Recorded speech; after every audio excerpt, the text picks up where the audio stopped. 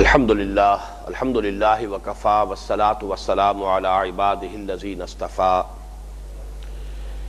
خصوصاً علی افضلہم وخاتم النبیین محمد الامین وعلی آلہ وصحبہ اجمعین اما بعد فاعوذ باللہ من الشیطان الرجیم بسم اللہ الرحمن الرحیم یا ایھا الذین آمنوا ان جاءکم فاسق بنبأ فتبینوا ان تصیبوا قوما بجہالۃ فتصبحوا علی ما فعلتم نادمین واعلموا ان فیکم رسول اللہ لو یطیعکم فی کثیر من الامر لعنتم ولکن اللہ حبب الیکم الایمان وزینہ فی قلوبکم وَكَرَّهَ إِلَيْكُمُ الْكُفْرَ وَالْفُسُوقَ وَالْعِصْيَانَ أُولَئِكَ هُمُ الرَّاشِدُونَ فَضْلًا مِّنَ اللَّهِ وَنِعْمَةً وَاللَّهُ عَلِيمٌ حَكِيمٌ وَإِن طَائِفَتَانِ مِنَ الْمُؤْمِنِينَ اقْتَتَلُوا فَأَصْلِحُوا بَيْنَهُمَا فَإِن بَغَتْ إِحْدَاهُمَا عَلَى الْأُخْرَى فَقَاتِلُوا الَّتِي تَبْغِي حَتَّى تَفِيءَ إِلَى أَمْرِ اللَّهِ فَإِن فَاتَ فَأَصْلِحُوا بَيْنَهُمَا بِالْعَدْلِ وَأَقْسِطُوا إِنَّ اللَّهَ يُحِبُّ الْمُقْسِطِينَ إِنَّمَا الْمُؤْمِنُونَ إِخْوَةٌ فَأَصْلِحُوا بَيْنَ أَخَوَيْكُمْ وَاتَّقُوا اللَّهَ لَعَلَّكُمْ تُرْحَمُونَ صدق اللہ العظیم۔ رب اشرح لي صدری ويسر لي أمری واحلل عقدۃ من لسانی یفقہوا قولی۔ اللہم ربنا الہمنا رشدنا واعذنا من شرور انفسنا اللہم ارنا الحق حقا وارزقنا اتباعہ وارنا الباطل باطلا وارزقنا اجتنابہ اللہم وفقنا لما تحب وترضى آمین یا رب العالمین۔ سورہ حجرات کی چھٹی آیت کے بارے میں گفتگو کسی حد تک مکمل ہو چکی ہے، لیکن اس کا ایک پہلو مزید قابل غور ہے۔ یہ آیت مبارکہ درمیان میں آئی ہے اس مضمون کے کہ جو اس سے پہلے 4 آیات میں آیا، آیت نمبر 2 تا 5، اور اس کے بعد بھی 2 آیات میں آ رہا ہے۔ یعنی حضور صلی اللہ علیہ وسلم کے ساتھ کیا روش ہونی چاہیے، کیا رویہ، کیا ایٹیچیوڈ، آپ کا ادب، آپ کا احترام، بجائے اس کے کہ لوگ یہ چاہیں کہ اپنی رائے جو ہے ٹھونسیں حضور پر، ان سے منوائیں اپنی بات۔ ہمیشہ انسان یہ دیکھے کہ حضور کی منشا کیا ہے، آپ کا رجحان کدھر ہے، آپ کا میلان کدھر ہے، اور اس کے لیے پورے طور پر آمادہ ہوں ذہناً قلباً کہ جو حضور کی منشا ہوگی، جو آپ کا رجحان ہوگا، ہم اسی کو قبول کریں گے، اسی پر عمل کریں گے۔ یہ ایک ایٹیچیوڈ ہے، یہ ایک روش ہے، یہ ایک رویہ ہے۔ اس رویے کی اہمیت جیسا کہ اس سے پہلے عرض کیا جا چکا ہے، اس اعتبار سے ہے کہ حضور کی مرکزی شخصیت اور آپ کا ادب اور احترام اور آپ سے محبت، یہ مسلمانوں کی شیرازہ بندی کے لیے بڑی اہمیت کی حامل ہے۔ اس درمیان میں جو یہ آیت آئی ہے، اس کا ایک رخ یہ ہے کہ جب حضور کا مقام اور مرتبہ یہ ہے، ایک تو یہ کہ آپ کی اطاعت وہ مسلمانوں کی حیات ملی کا جو دستور اور جو قانونی حصہ ہے، اس میں بھی اطاعت آپ کی لازم ہے، اطیعوا اللہ واطیعوا الرسول۔ اسی طریقے سے آپ کے بارے میں ہر خبر بڑی اہمیت کی حامل ہے۔ حضور یہ کام اس طرح کیا کرتے تھے، حضور کا رجحان یہ تھا، حضور کو فلاں شے پسند تھی۔ اب یہ چیز جو ہے اگر بیان ہو رہی ہے تو اس سے ایک امتی کے اندر، ایک مسلمان کے اندر ایک رویہ پیدا ہونا چاہیے کہ وہ بھی اسی شے کو قبول کرے، اسی کو پسند کرے، اسی کو اختیار کرے۔ یہاں سوال پیدا ہوتا ہے کہ بالفرض وہ خبر ہی غلط دی گئی ہو، حضور کی طرف بات ہی غلط منسوب کی گئی ہو، جھوٹ جو ہے جڑ دیا گیا ہو، تہمت لگائی گئی ہو محمد الرسول اللہ صلی اللہ علیہ وسلم پر، تو اس معاملے میں بڑی تحقیق کی ضرورت ہے۔ یا ایھا الذین آمنوا ان جاءکم فاسق بنبأ، اب نبا کے اعتبار سے غور کیجئے کہ اب اہمیت کے اعتبار سے حضور کی ہر حدیث نہایت اہم ہے، اس لیے کہ یہ حدیث اگر قانونی معاملات سے متعلق ہے تو حلال اور حرام کا فیصلہ کرے گی، کسی شے کے حلت ہے یا حرمت ہے۔ پھر یہ کہ اور اعتبار سے ہے تو اس سے بھی مسلمانوں کی ثقافت اور تہذیب جو ہے اس کا ایک خاص رنگ اس کے نتیجے میں وجود میں آئے گا۔ اس اعتبار سے ہر حدیث، اور حدیث کے بارے میں جان لیجئے کہ حضور کا قول، حضور کا فعل، حضور کی تقریر، یہ تین چیزیں ہیں کہ جن کو ہم کہتے ہیں کہ یہ اخبار ہیں حضور کی، یہ خبریں ہیں محمد الرسول اللہ صلی اللہ علیہ وسلم کی۔ اخبار اور آثار، آثار صحابہ کا قول، صحابہ کا عمل اور صحابہ کی تقریر، یہ آثار کہلاتے ہیں۔ اس لیے کہ ہم یہ سمجھتے ہیں کہ صحابہ نے اگر کوئی کام کیا ہے تو یقیناً انہوں نے حضور کو کرتے ہوئے دیکھا ہوگا، چاہے حضور کی کوئی قولی حدیث موجود نہ ہو، لیکن ایک ظن غالب ہے کہ جو بھی انداز اللہ تعالیٰ نے بنا دیا تھا صحابہ کرام کا، جو مزاج ان کا بن گیا تھا، ان میں وہ حضور کا اتباع جس درجے میں کرتے تھے،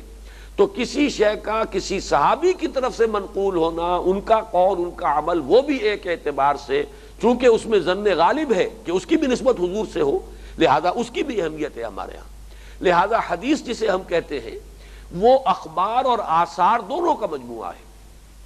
اور اخبار کیا ہے؟ حضور کا کوئی قول، حضور کا کوئی عمل یا فعل، یا حضور کی تقریر، اور تقریر سے مراد یہ کوئی کام حضور کے سامنے ہوا اور حضور نے روکا نہیں۔ اب یہ بھی گویا کہ اس کو بھی ایک قانون کا درجہ حاصل ہو گیا کہ اس کا مباح ہونا ثابت ہو گیا۔ اگر وہ شے حرام ہوتی، وہ چیز کسی درجے میں بھی ناپسندیدہ ہوتی تو حضور اس سے روکتے، لیکن جب آپ نے نہیں روکا ہے گویا کہ اس کا مباح ہونا ثابت ہو گیا۔ تو حضور کا قول، آپ کا عمل یا فعل، آپ کی تقریر، صحابہ کا قول، صحابہ کا عمل یا فعل یا صحابہ کی تقریر، یہ تمام چیزیں نہایت اہم ہے اس اعتبار سے کہ اسلامی قانون کی تدوین میں بھی ان کی اہمیت ہے، اور نمبر دو یہ کہ مسلمانوں کی معاشرت، مسلمانوں کی تہذیب و ثقافت کو بھی ایک خاص رخ پر ڈھالنے میں ان چیزوں کا عمل دخل ہے۔ لہذا ان کی تحقیق بہت ضروری ہے، یہ معلوم کرنا ضروری ہے کہ آیا حضور نے جو بات حضور کی طرف منسوب کی جا رہی ہے یہ صحیح ہے یا نہیں۔ اس وجہ سے اس آیت کو کہ جو اگرچہ اپنے عام اطلاق میں تو گویا کہ ایک بڑا اہم حکم ہے کہ مسلمان کبھی بھی افواہوں پر کوئی اقدام نہ کرے، تحقیق اور تفتیش کر لیا کرے۔ خبر کوئی اہمیت کی حامل ہے تو لانے والے کو دیکھو پہلے کہ وہ اگر تو اپنی سیرت و کردار کے اعتبار سے نہایت متقی، پرہیزگار، قابل اعتماد انسان ہے تو ٹھیک ہے۔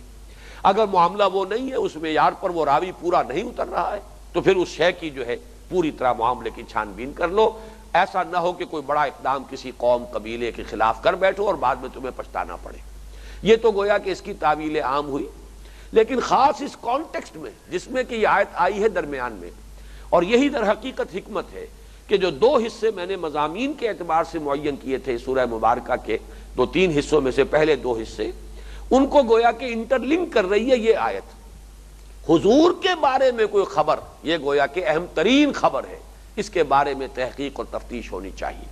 یہاں پر پہلے راویوں پر جرح و تعدیل ہوگی، جیسے کہ محدثین نے کیا ہے، تمام راویوں کی حالات کی چھان پھٹک کی گئی ہے، ان کے بارے میں اطلاعات جمع کی گئی ہیں، تحقیق کی گئی ہے، ان کی درجہ بندی کی گئی ہے، یہ ثقہ راوی ہے یا نہیں ہے، یہ ضعیف راوی ہے، یا راوی تو اچھا ہے لیکن یہ کہ بڑھاپے کی عمر میں آ کر ان کا حافظہ جو ہے قابل اعتماد نہیں رہا تھا۔ مختلف اعتبارات سے لاکھوں افراد ہیں کہ جن کے بارے میں یہ تحقیق و تفتیش کی ہے محدثین نے، تاکہ حضور کی طرف جو بات منسوب ہو رہی ہے، جو اسلامی قانون کا بھی ایک منبع بنے گی اور مسلمانوں کی ثقافت کی بھی ایک بنیاد بنے گی، اس کے بارے میں ایسا نہ ہو کہ کسی کی من گھڑت کوئی بات ہو اور کسی کی غلط منسوب کی ہوئی بات ہو کوئی، اور اس کو ہم بنیاد بنا لیں اپنے قانون کی یا اپنے قواعد و ضوابط کی یا اپنی تہذیب اور تمدن کی۔ اس اعتبار سے اس کا خصوصی تعلق ہے اس پہلو سے۔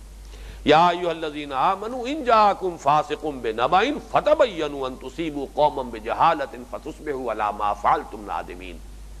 اب اگلی دو آیات میں پھر وہ مضمون آ رہا ہے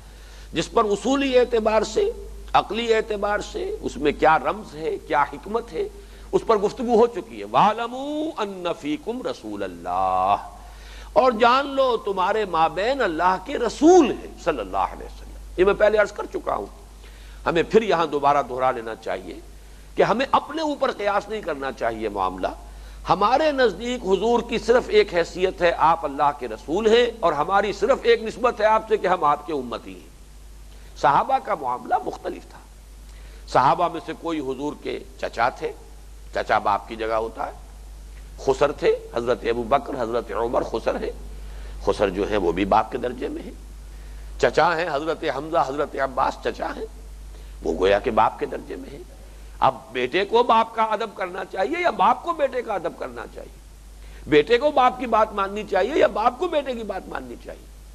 اسی طریقے سے حضور کا معاملہ جو ہے مختلف صحابہ کے ساتھ مختلف تعلقات، مختلف روابط، یہاں جو خاص طور پر وَاعْلَمُوا أَنَّ فِيكُمْ رَسُولَ اللَّهِ، ہمیشہ مستحضر رکھو اس بات کو کہ تمہارے مابین جو یہ ہیں، اگرچہ یہ ہیں محمد ابن عبداللہ ابن عبد المطلب،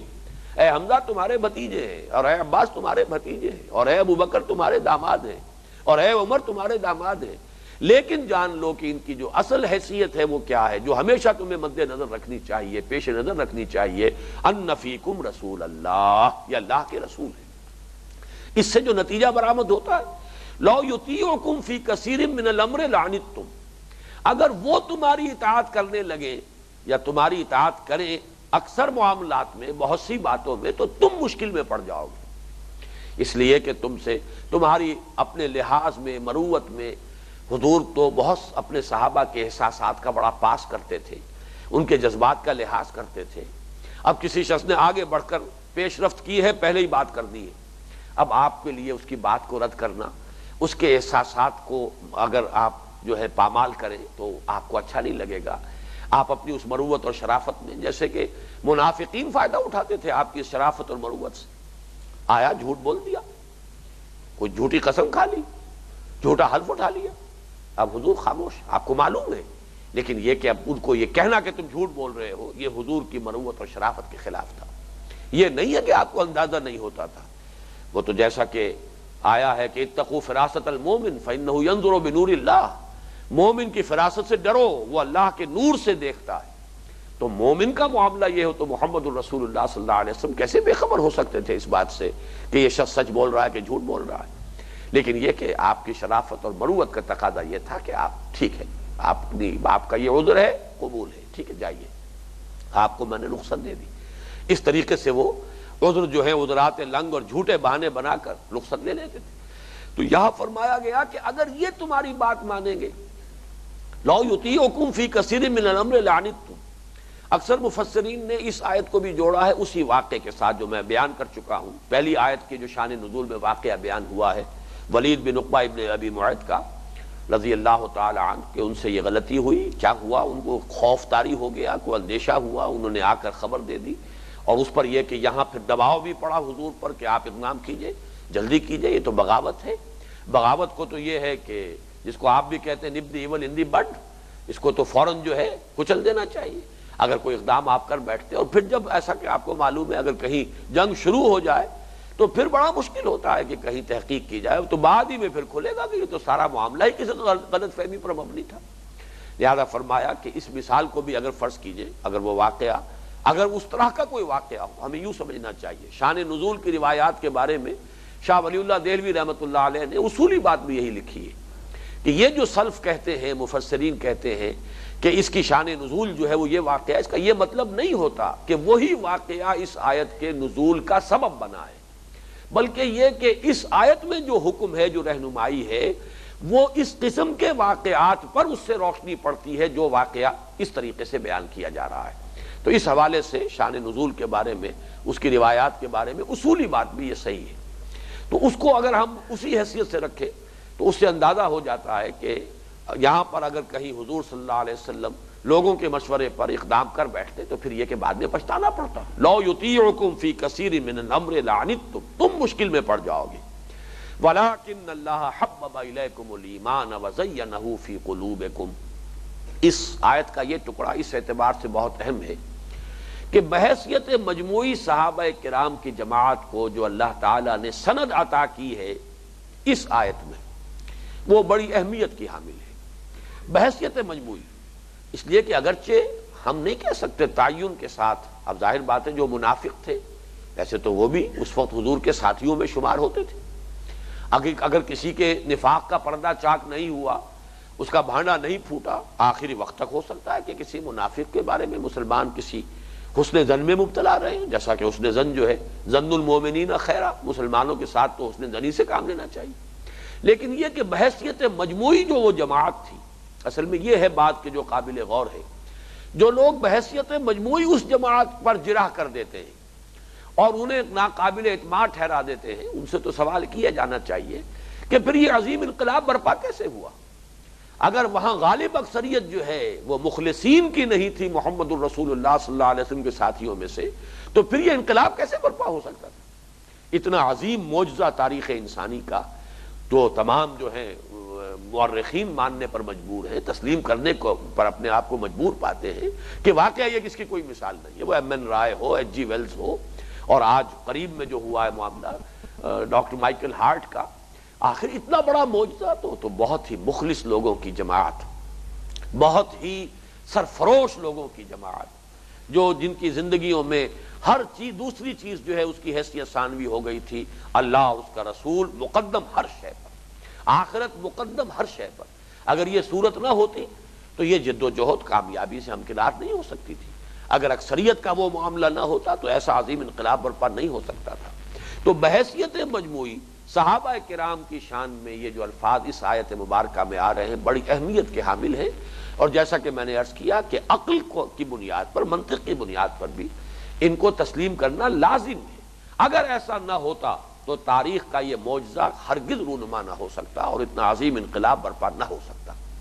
فرمایا وَلَٰكِنَّ اللَّهَ حَبَّبَ إِلَيْكُمُ الْإِيمَانَ، اے محمد کے ساتھیوں، اللہ نے تو تمہارے قلوب میں ایمان کو کھبا دیا ہے، وَزَيَّنَهُ فِي قُلُوبِكُمْ، تمہارے نزدیک ایمان کو بہت محبوب بنا دیا ہے اور مزین کر دیا ہے، اس کے ذریعے سے تمہارے قلوب کو وہ روشن کر دیا ہے، تمہارے دلوں کو اس نور ایمان کے ذریعے، زینہ فی قلوبکم،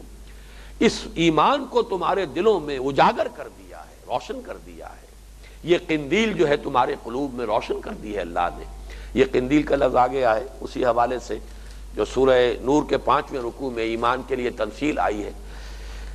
اللہ نور السماوات والارض مثل نورہ کمشکاۃ فیہا مصباح المصباح فی زجاجہ الزجاجۃ کأنہا کوکب دری یوقد من شجرۃ مبارکۃ زیتونۃ لا شرقیۃ ولا غربیہ۔ تو مسلمانوں کے سینوں میں، ان کے قلوب میں یہ ایمان کی قندیلیں روشن ہیں۔ وَلَٰكِنَّ اللَّهَ حَبَّبَ إِلَيْكُمُ الْإِيمَانَ وَزَيَّنَهُ فِي قُلُوبِكُمْ۔ یہاں ذرا نوٹ کیجئے گا، اس لیے کہ تیسرے حصے میں اس سورہ مبارکہ کے آیت آئے گی ان لوگوں کے بارے میں کہ جو فتح کے بعد جو لوگ ایمان لائے ہیں، ان میں یقیناً ایک تعداد ایسے لوگوں کی بھی تھی کہ جو ایمان تو لے آئے، اطاعت قبول کر لی، اسلام کا اعلان کر دیا، لیکن حقیقی ایمان ابھی ان کے دلوں میں داخل نہیں ہوا تھا۔ قالت الاعراب آمنا قل لم تؤمنوا ولكن قولوا اسلمنا ولما يدخل الايمان في قلوبكم۔ تو وہاں بھی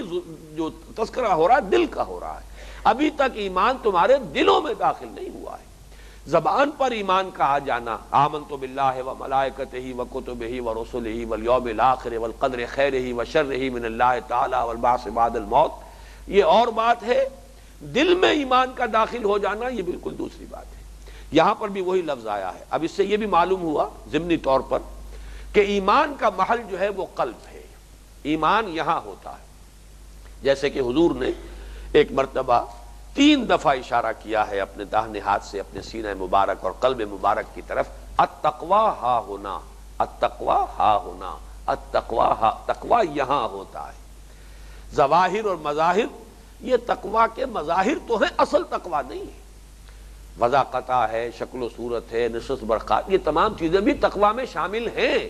یہاں تقوی ہوگا، یہاں اللہ پر ایمان اور یقین ہوگا، یہاں محمد سے محبت ہوگی تو یقیناً اس کا ظہور ہو جائے گا آپ کی نشست و برخاست میں بھی، آپ کی وضاقتہ میں بھی،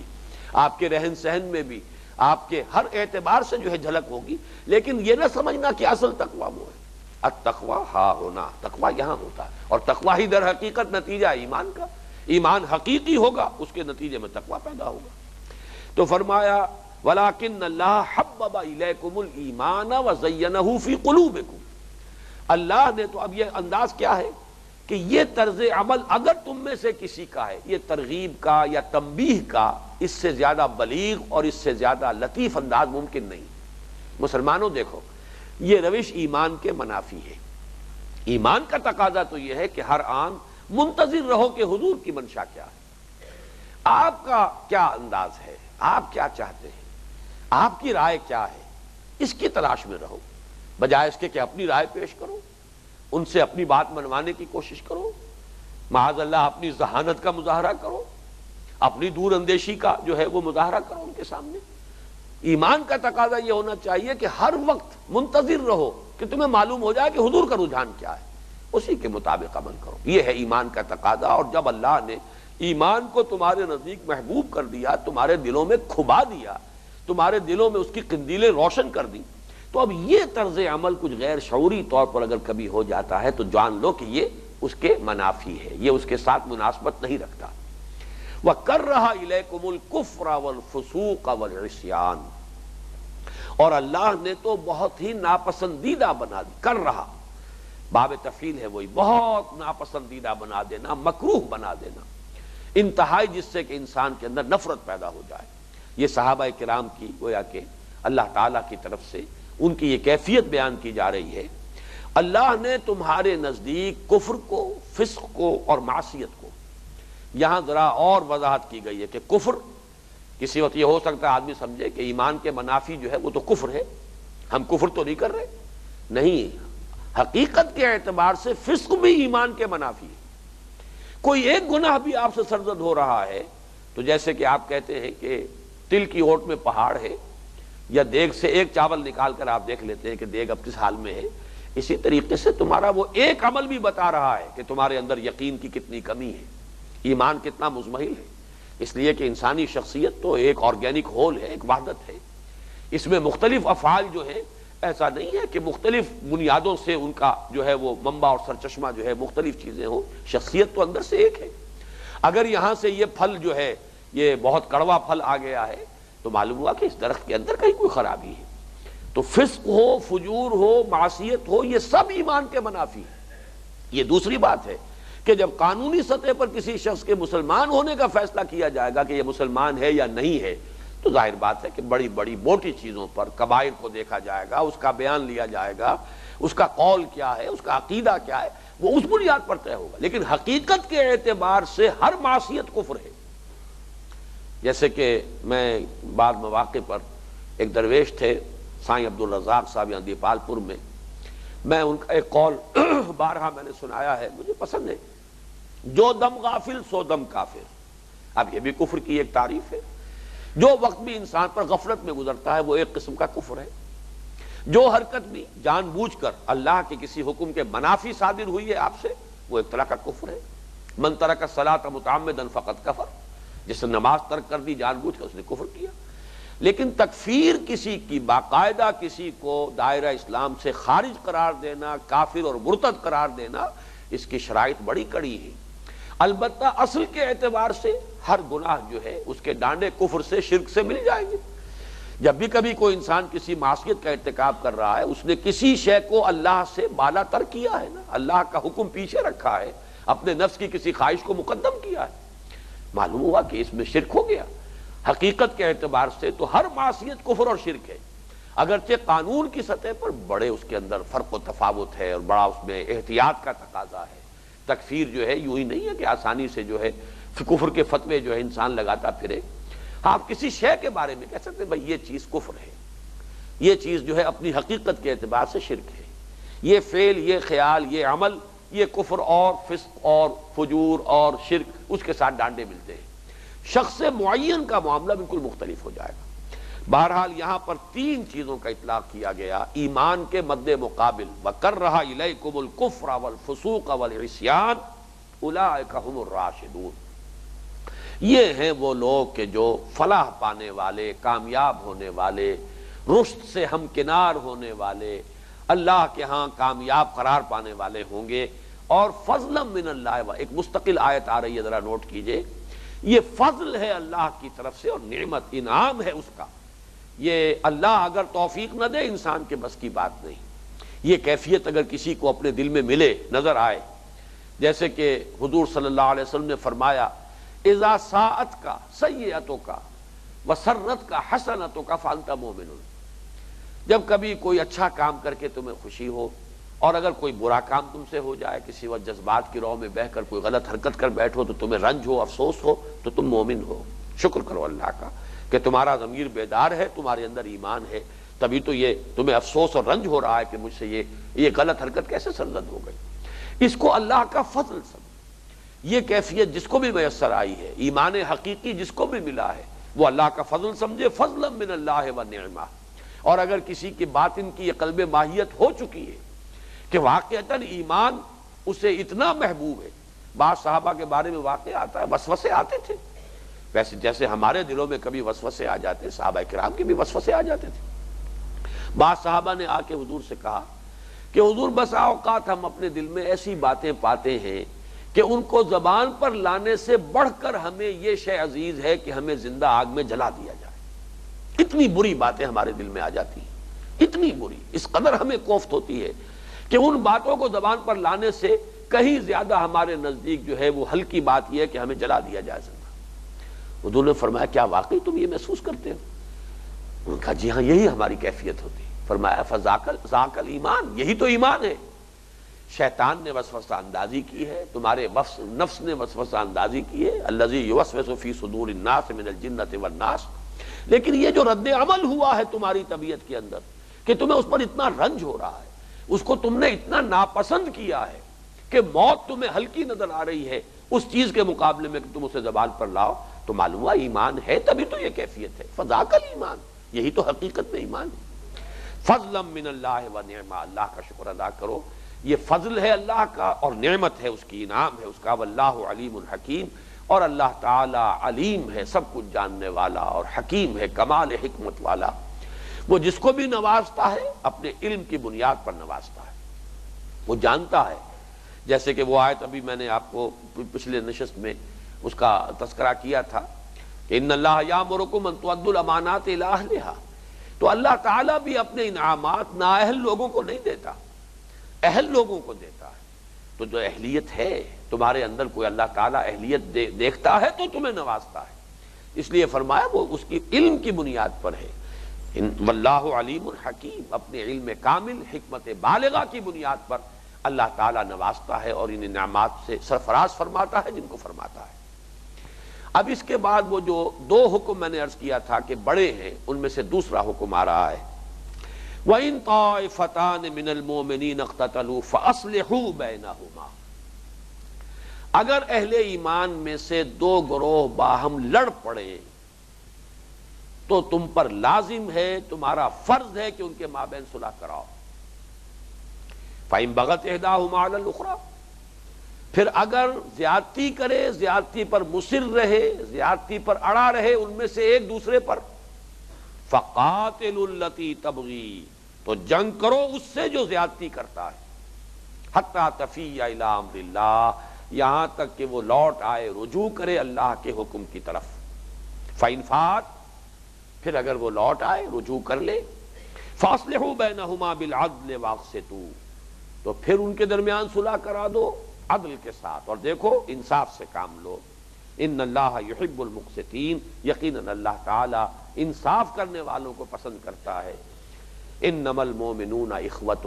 اہل ایمان سب آپس میں بھائی بھائی ہیں۔ فاصلحوا بین اخویکم، تو اپنے دو بھائیوں کے مابین صلح کرا دیا کرو، اپنا فرض سمجھو، لازم سمجھو اپنے اوپر کہ ان کے مابین مصالحت کراؤ۔ واتقوا اللہ لعلکم ترحمون، اور اللہ کا تقوی اختیار کرو تاکہ تم پر رحم کیا جائے۔ میں نے عرض کیا تھا کہ اس میں سے ایک آیت جو ہے در حقیقت ایک حکم پر مشتمل ہے، دوسری آیت انما المؤمنون اخوۃ فاصلحوا بین اخویکم واتقوا اللہ لعلکم ترحمون، یہ در حقیقت ان دو بڑے احکام اور 6 چھوٹے احکام کے مابین یہ ان کو جوڑنے والی آیت ہے کہ اصل میں جو روح ہے وہ یہ ہے کہ تمام مسلمان آپس میں بھائی بھائی ہیں۔ یہ اخوت باہمی جو مسلمانوں کی ہے اسی کا تقاضا یہ ہے جو اوپر بیان ہوا اس سے پہلی آیت میں کہ اگر ان میں کہیں اختلاف ہو جائے، اختلاف جو ہے رفع کراؤ، اور اسی کا تقاضا ہے جو اگلی 2 آیتوں میں آ رہا ہے، ایک دوسرے کا مذاق نہ اڑاؤ، ایک دوسرے کے برے نام نہ رکھو، ایک دوسرے کی عیب چینی نہ کرو، ایک دوسرے کی غیبت نہ کرو، ایک دوسرے کے بارے میں سوء ظن میں مبتلا نہ ہو جاؤ، خام خواہ کو کھود کرید کے اندر نہ لگے رہو، راحت لوگوں کے جاننے کے در پہ نہ رہو۔ وہ 6 احکام اور یہ 2 احکام، ان کو جوڑنے والی جو انگوٹھی کا نگینہ ہے جو، وہ در حقیقت یہ آیت ہے انما المؤمنون اخوۃ فاصلحوا بین اخویکم، تمام اہل ایمان آپس میں بھائی بھائی ہیں۔ تو جیسے 2 حقیقی بھائیوں میں اگر کہیں کوئی لڑائی ہو جائے، اختلاف ہو جائے، اگر کسی انسان کے اندر اس کی فطرت صحیح ہے تو اس کے اندر یہ خواہش پیدا ہونی چاہیے کہ مصالحت کرائے. دو بھائیوں کو لڑتے دیکھ کر خوش ہونا یہ در حقیقت انسان کی فطرت کے بس ہونے کی علامت ہے. فطرت اگر صحت پر برقرار ہے تو اس کے اندر لازماً جذبہ پیدا ہوگا کہ ان بھائیوں میں کوئی غلط فہمی ہو گئی ہے، رفع کرائی جائے، کوئی مغالطہ ہو گیا ہے، دور کیا جائے. یہ اس جذبے کے تحت تمہیں عمل کرنا چاہیے ان تمام احکام پر. اب آئیے وہ ایک آیت جو ہے اس میں ذرا دیکھیے، بڑی گمبھیر آیات میں سے قرآن مجید کی، بڑی پروفاؤنڈ آیات میں سے ایک آیت میں پورا ضابطہ ہے، پورا قانون ہے. اس کو اگر شقوار اور دفعہ وار اگر مرتب کریں گے تو مکمل قانون بن جائے گا. پہلی شق کیا ہے؟ وَإِن طَائِفَتَانِ مِنَ الْمُؤْمِنِينَ اقْتَتَلُوا فَأَصْلِحُوا بَيْنَهُمَا. اگر اہل ایمان میں سے دو گروہ آپس میں جھگڑ پڑیں تو ان کے مابین صلح کراؤ. ضمنی طور پر ایک بات تو یہ سامنے رکھیے کہ اہل ایمان لڑ سکتے ہیں، اور یہ آیت قرآن مجید کی آیت ہے، ظاہر بات ہے اس کا کانٹیکسٹ ہے، صحابہ کرام پس منظر میں ہے. یعنی دو مسلمانوں کا آپس میں لڑ پڑنا یہ بالکل قرین قیاس ہے. یہ کوئی ایسی بات نہیں ہے کہ جس کو آپ یہ سمجھیں کہ ان میں سے کسی ایک کو لازماً جو ہے کافر قرار دے کر ہی بس کریں، بلکہ یہ کہ دونوں اہل ایمان ہوتے ہوئے بھی لڑ سکتے ہیں. وہی جو انسان کی جبلی کمزوری ہے، اللہ تعالیٰ نے انسان میں جو بھی کمزوری کے پہلو رکھے ہیں، خلق الانسان ضعیفا اور خلق الانسان من عجل، یہ تمام چیزیں جو ہیں جن کا حوالہ اس سے پہلے بھی آ چکا ہے، اس کی بنا پر اختلاف پیدا ہو جانا، اختلاف میں شدت پیدا ہو جانا، یہ قرین قیاس ہے. یہ کوئی ایسی بات نہیں ہے کہ بڑی انہونی ہو، گویا کہ مسلمانوں کی جماعت میں تو اس کا کوئی امکان ہی نہ ہو. صحابہ کرام میں بھی جھگڑے ہوئے ہیں، حضرت علی اور حضرت معاویہ کے درمیان جنگیں ہوئی ہیں، حضرت علی اور حضرت زبیر اور حضرت طلحہ اور حضرت عائشہ ان کے مابین جو ہے جنگ ہوئی، جنگ جمل. ایک طرف حضرت علی ہے، ایک طرف حضرت عائشہ ہیں، حضرت زبیر ہیں، حضرت طلحہ ہیں رضی اللہ تعالیٰ عنہم اجمعین. تو اس کے لیے بعض اوقات جو ہے لوگ ان معاملات میں بھی بہت ہی مبالغے پر آ جاتے ہیں. ہمارے ہاں ایک خاصی یعنی معروف شخصیت ہے کہ جو اس کے قائل ہے کہ چونکہ یہ آیت قرآن مجید میں آئی ہے لہذا ہم تسلیم نہیں کریں گے جنگ جمل ہوئی، یہ صرف کہیں جھوٹ کسی نے قصہ بیان کر دیا، صحابہ آپس میں کیسے لڑ سکتے تھے، ہم نہیں مان سکتے کہ جنگ صفین ہوئی. یہ بھی کہیں جیسے کہ وہ غلام احمد پرویز صاحب نے تمام احادیث کو جو عجمی سازش قرار دے دیا، یہ در حقیقت جو ہے صحابہ کرام کو بدنام کرنے کے لیے یہ واقعات گھڑ لیے گئے. قرآن مجید کو ہم سند مانیں گے اور ان تمام چیزوں کی نفی کر دیں گے. ہو ہی نہیں سکتا کہ محمد کے صحابہ صلی اللہ علیہ وسلم و رضی اللہ تعالیٰ عنہم اجمعین وہ آپس میں لڑ سکیں. قرآن کہہ رہا ہے کہ ہو سکتا ہے. وَإِن طَائِفَتَانِ مِنَ الْمُؤْمِنِينَ اقْتَتَلُوا، اگر اہل ایمان میں سے دو گروہ آپس میں لڑ پڑے. اور یہاں پر جھگڑا اس طرح کا نہیں ہے جسے عام جھگڑا کہتے ہیں، اقتتال، یہ باب افتعال ہے قتل سے، باقاعدہ جنگ. اگر ان کے مابین خوریزی تک کی نوبت آ جائے، جھگڑ پڑے، لڑ پڑے، اب ظاہر بات ہے کہ اس سے کم تر درجے کے جو نزاعات ہوں گے، جھگڑے ہوں گے، وہ اس کے تابع خود بخود ہو گئے. ایک آخری بات کہی جا رہی ہے، اس کے حوالے سے حکم دیا جا رہا ہے. اب حکم کیا ہے؟ ان طائفتان من المؤمنین اقتتلوا فاصلحوا بینہم، صلح کراؤ. اور یہ بھی فعل امر ہے، اور الامر للوجوب. اگر کوئی اور قرینہ نہ ہو تو جہاں بھی فعل امر آئے گا گویا کہ وہاں پر وہ حکم جو دیا گیا ہے اس صیغے میں وہ واجب ہو جائے. صلح کرانا واجب ہے، اصلاح کے لیے کوشش کرنا واجب ہے. صلح کروانے کے لیے امکانی حد تک سعی واجب ہو جائے گی. یہ گویا کہ ایک انڈیفرنس کی روش ہوتی ہے، جی ہمیں کیا ہے، اپنے معاملات آپس میں جانے، یہ تو بھائی ہیں، پھر مل بیٹھیں گے. ہم نے خامخواہ کسی کا ایک کا معاملہ صحیح سمجھا اور دوسرے کو کہا کہ بھائی تم غلط کر رہے ہو، تو ہماری اس سے رنجش ہو جائے گی ہمیشہ کے لیے. خامخواہ ہم اس سے ملنے سے گئے، یہ تو بھائی ہیں، پھر آپس میں مل جائیں گے. 100 طرح کی مصلحتیں آتی ہیں جس سے کہ یہ ایک انڈیفرنس کا رویہ جو ہے، ایک لا تعلقی کی رویہ، آپس کے معاملات آپس میں نپٹائیں، ہمیں اس بحث میں پڑنے کی ضرورت نہیں ہے. خامخواہ کی پرائی آگ میں اپنے ہاتھ جلانے کیا فائدہ؟ یہ در حقیقت ایمان کے منافی ہے. اور کسی بھی معاشرے میں اگر یہ روش ہو جائے گی معاشرہ کمزور ہو جائے گا. یہ میں پہلے عرض کر چکا ہوں. ان احکام کا پس منظر کیا ہے؟ ایک بہت عظیم مشن ہے جو اس امت کے حوالے کیا گیا ہے، اور یہ امت خود منتشر ہو، اس کے اپنے اندر رکھنے ہو، آپس میں سر پھٹول ہو، تو وہ مشن کیسے پورا ہوگا؟ سورہ فتح کی وہ آیت مبارکہ جو ہے لاسٹ بٹ ون، هو الذی ارسل رسولہ بالہدی ودین الحق لیظہرہ علی الدین کلہ ولو وکفی باللہ شہیدا محمد الرسول اللہ والذین معہ اشداء علی الکفار رحماء بینہم. ان دو آیتوں کا میں نے عرض کیا تھا تو جو تمہیدی مضامین تھے کہ انہی کی شرح ہے، انہی کی تفصیل ہے کہ جو پوری سورہ حجرات میں آ رہی ہے. اس اعتبار سے جو عظیم مشن تھا دین کو غالب کرنا، پورے کرۂ ارضی پر اللہ کے دین کو غالب کرنا، یہ مشن ہے جو امت محمد کے حوالے کیا گیا ہے. اب یہ باہم مربوط نہ ہو، مضبوط نہ ہو، ان میں خود دل پھٹے ہوئے ہوں، ان میں رخنے ہوں، ان میں جھگڑے ہوں، ان میں اختلافات ہوں، ان میں گروہ بندیاں ہوں، ان میں آپس میں ایک دوسرے کی تکفیر کے فتوے چل رہے ہوں، تو وہ کام کون کرے گا پھر؟ تو اصل میں ان تمام احکام کی اہمیت کا پس منظر وہ ہے. فرمایا اگر کہیں جھگڑا ہو گیا ہے تو صلح کرانا اپنا فرض سمجھو. فَإِن بَغَتْ، اب دوسری دفعہ ہے، فَإِن بَغَتْ إِحْدَاهُمَا عَلَى الْأُخْرَى، پھر اگر زیادتی پر تلا رہے ایک گروہ، طائفتان تھا، دو گروہ کی بات ہو رہی ہے. اس میں یہ بھی نوٹ کر لیجئے، جیسے میں نے کہا اقتتال،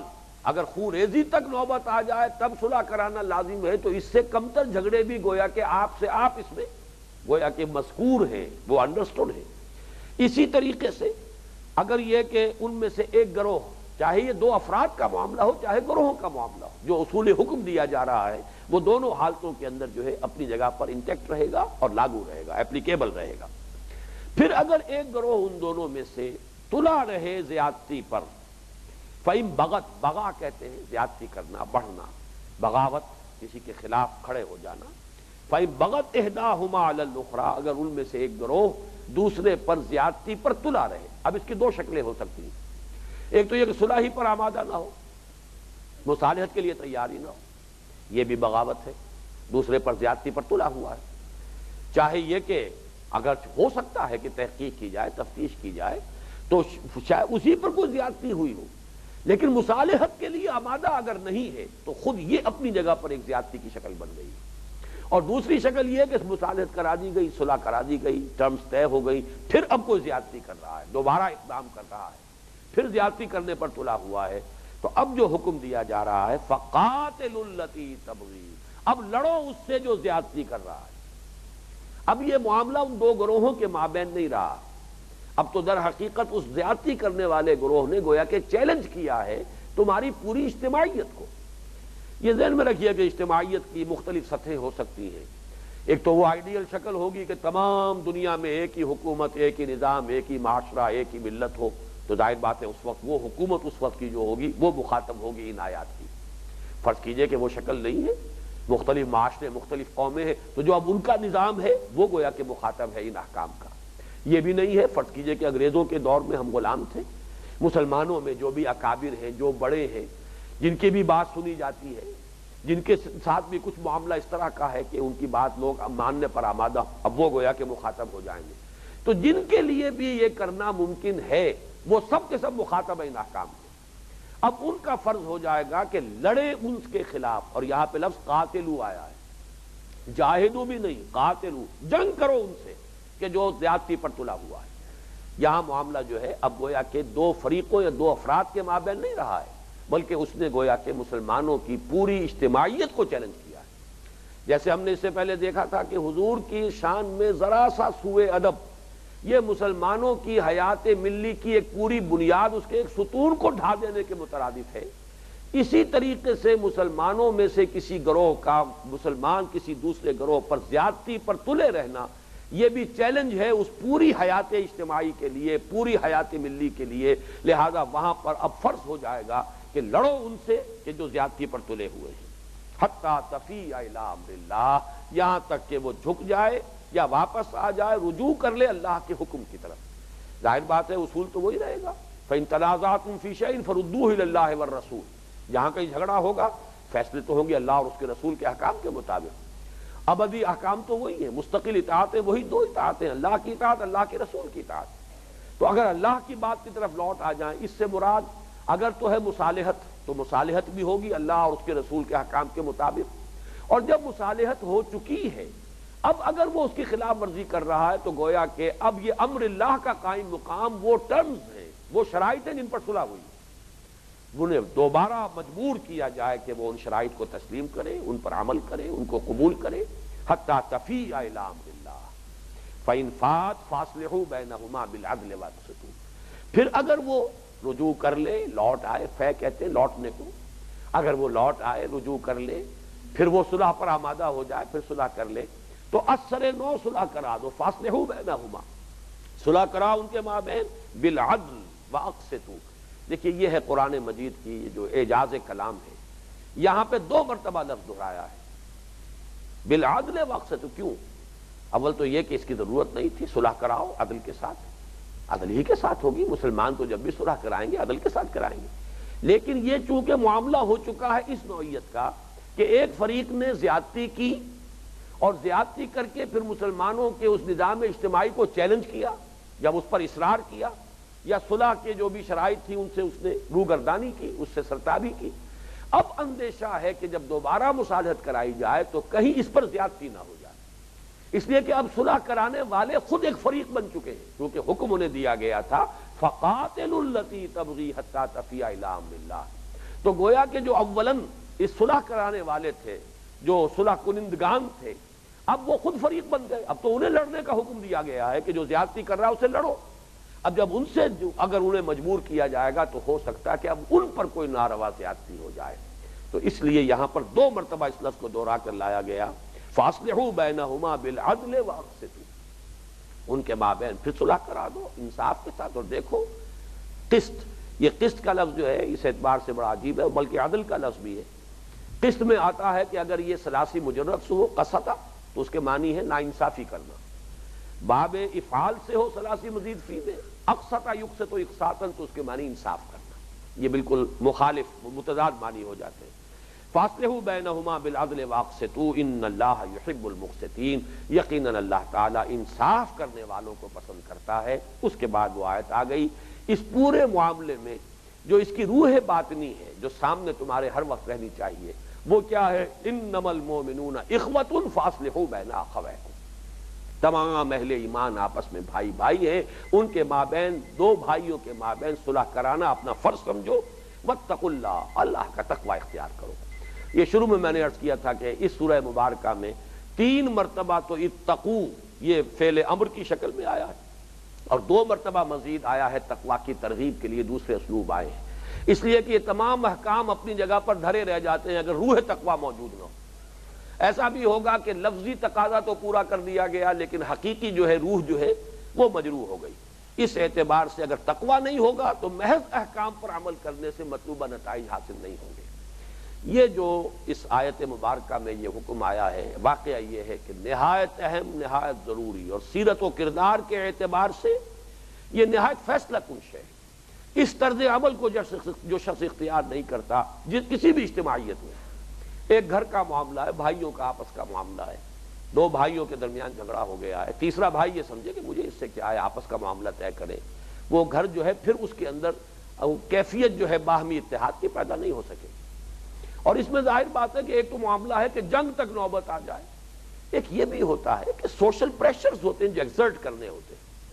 آپ کسی پر آپ اپنا دباؤ ڈالیے کہ اگر آپ یہ کام جاری رکھتے ہیں تو پھر ظاہر بات ہے کہ مجھ سے پھر آپ کا تعلق نہیں رہے گا، کم سے کم اس درجے میں تو سوشل پریشر آدمی ڈالے۔ اگر فرض کیجئے نصیحت بھی کر رہا ہے کہ دیکھیے آپ زیادتی کر رہے ہیں نہ کیجئے، لیکن اپنا معاملہ جو کا تو اس کے ساتھ رکھا ہے تو اس کی بات کا کوئی اثر نہیں ہوگا۔ لیکن اگر وہ یہ چیلنج کرتا ہے اور یہ بات کہہ دیتا ہے کہ اگر آپ اپنی اس روش کو میں سمجھتا ہوں کہ غلط ہے، یا تو مجھے قائل کیجئے کہ آپ کی روش درست ہے، لیکن اگر آپ کی روش غلط ہے تو اگر آپ اصلاح نہیں کریں گے تو پھر میرا آپ کے ساتھ تعلق نہیں رہے گا۔ یہ سب سے ہلکی شکل ہے، نخلع و نترک من یفجرک، یہ نخلع و نترکوں پر بھی عمل اگر ہم کرنے کو تیار نہیں تو پھر معلوم ہوا کہ سیرت و کردار نام کی کوئی شے نہیں ہے، پھر اجتماعیت کا تو حق ادا نہیں ہوگا۔ اس کا معاملہ جیسا کہ میں نے عرض کیا تھا، وہ بلند ترین سطح پوری امت مسلمہ اور اس کے اندر اختلافات، بڑے بڑے گروہوں میں، قوموں میں ہو جانا، اس میں جنگ و جدال تک، خونریزی تک نوبت پہنچ جانا، یہ ایک انتہائی شکل ہے کہ جو اس آیت مبارکہ میں زیر بحث آئی، لیکن اسی کو نیچے بالکل جس کو کہتے ہیں گراس روٹ لیول تک لے آئیے، تمام بین الانسانی معاملات میں، آپس میں دوستوں کے معاملات، اگر کوئی دوست دوسرے دوست پر زیادتی کر رہا ہے اور آپ کو اس سے کوئی بحث نہیں، حالانکہ آپ کی رائے ہے کہ اس نے زیادتی کی ہے، لیکن آپ نے اس زیادتی کرنے والے کے ساتھ اپنا اٹھنا بیٹھنا کھانا پینا جو کا تو برقرار رکھا ہے، کوئی سوشل پریشر بھی ایگزرٹ آپ نہیں کر رہے اس پر، تو معلوم ہوا کہ پھر سیرت و کردار نہیں ہے، اور پھر یہ جو آپ کا ہونا چاہیے طرز عمل اسلام کی روح سے اور عقل سلیم کی روح سے، نہ صرف اسلام اور قرآن بلکہ عقل سلیم. یہ تو منطق ہے، سیدھی سیدھی بات ہے. انسانی معاملات کا صحیح رہنا جو ہے اس کا دار و مدار اس پر ہے. وَإِن طَائِفَتَانِ مِنَ الْمُؤْمِنِينَ اقْتَتَلُوا فَأَصْلِحُوا بَيْنَهُمَا فَإِن بَغَتْ إِحْدَاهُمَا عَلَى الْأُخْرَى فَقَاتِلُوا الَّتِي تَبْغِي حَتَّى تَفِيءَ إِلَى أَمْرِ اللَّهِ فَإِن فَاءَتْ فَأَصْلِحُوا بَيْنَهُمَا بِالْعَدْلِ وَأَقْسِطُوا إِنَّ اللَّهَ يُحِبُّ الْمُقْسِطِينَ إِنَّمَا الْمُؤْمِنُونَ إِخْوَةٌ فَأَصْلِحُوا بَيْنَ أَخَوَيْكُمْ وَاتَّقُوا اللَّهَ لَعَلَّكُمْ تُرْحَمُونَ. بارك الله لي ولكم في القرآن العظيم ونفعني وإياكم بالآيات